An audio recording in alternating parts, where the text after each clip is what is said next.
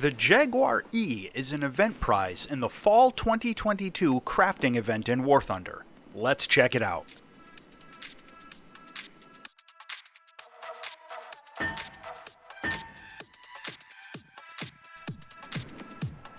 I went into a lot more detail about the history and development of the French Jaguars a bit more generally in my previous review of the Jaguar A, but what we're looking at today is the Jaguar E. This was a two-seat, combat-capable trainer version of the basic Jaguar. Aside from the addition of the second cockpit, the Jaguar E also featured some different electronics from other versions of the jet, and was actually the first one to fly. The prototype Jaguar E took off in September of 1968. The jet served as the primary French lead-in trainer for ground attack pilots for several decades, and it wasn't retired until the early 2000s. What we get in War Thunder is the Jaguar E, a strike jet in rank 6 of the French air tree at battle rating 10.3. This is an event reward from the Fall 2022 Overpowered Crafting event, and it shows up over in the premium column of the tech tree. This jet doesn't get any radar, or a radar warning receiver, but it does have a comprehensive weapons system with a CCIP for its air-to-ground weapons. It can also carry the Atlas II targeting pod, which features a laser designator, night vision, and an auto tracker.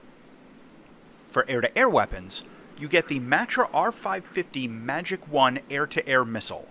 This is a very high-performance 35G dogfight missile with pretty good tracking. This is a rear aspect, short-range dogfighting weapon, and it's very effective in air combat. For air-to-ground ordnance, you can take two different types of laser-guided bombs, the BGL-400 and BGL-1000. These are both pretty basic LGBs, with the major difference pretty obviously being the size of the warhead and the weight of the weapons, and the Jaguar E can carry two of them. Lastly, the Jaguar E can carry two AS-30L Nords, which is a medium-range laser-guided air-to-air missile that...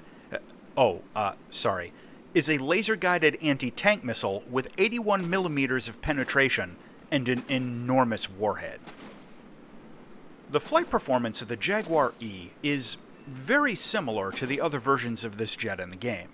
It has pretty average acceleration, a low top speed, it's barely transonic, and its maneuverability in a dogfight is only average after one or two good energy turns. As always, if you have any suspended ordnance, the performance is going to suffer in pretty much every way. Again, it's overall pretty comparable to the other Jaguars, with the same benefits and the same caveats. Now, flying the Jaguar E out into battle might be a little different than you expect. In air battles, it can be a pretty typical strike fighter, and you can fly it out with bombs and a pair of heat seekers, go tag a base, and then turn in for the fight. This is a pretty reliable mission profile, and I personally find this to be a very effective tactic for grinding research points. Of course, you can also fly it out with the AS-30L and go hunting with it, since its laser guidance makes it immune to countermeasures, and with its enormous warhead, you can one-shot anything you can hit on the ground or in the air. Using it against air targets can be a bit more art than science, but it absolutely can be done with a little practice. In close air support, because of the lack of tanks at its BR, you're almost always going to be using this in top-tier battles after rolling out the Leclerc. That's where the jet's main weakness comes into play, its lack of a radar warning receiver. This ends up being a pretty big deal in top-tier ground battles, as you'll find yourself under attack from stuff like the 2S6, ADATs, and automatics without having any idea what's coming until it's too late.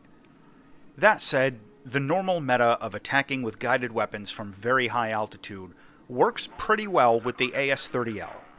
With the laser-guided bombs, it also works, but you run the risk of the target getting killed before your bomb impacts, and that actually happened to me pretty often trying to record footage for this review. The Atlas targeting pod gets night vision, but no thermals, and I noticed that its tracking tends to be a little sloppy in night battles.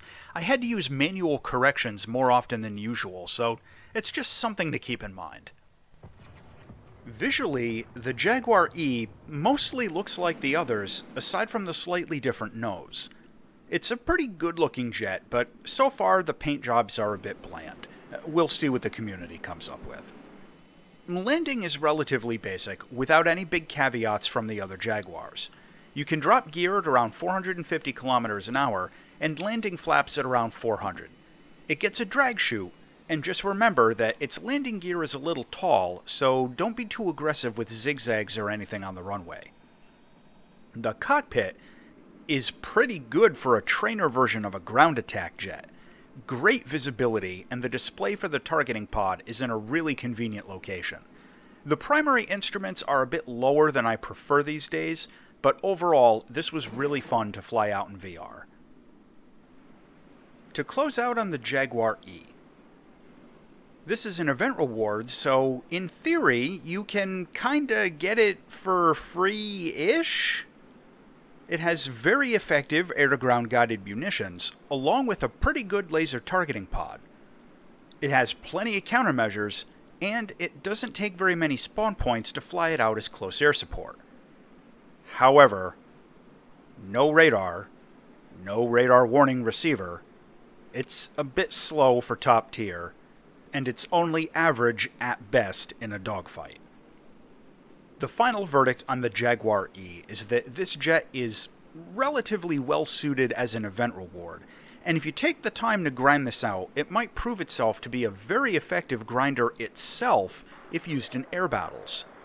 In ground battles, it has highly effective weapons, but the lack of a radar warning receiver really cripples the situational awareness at top tier. As always, thanks for watching.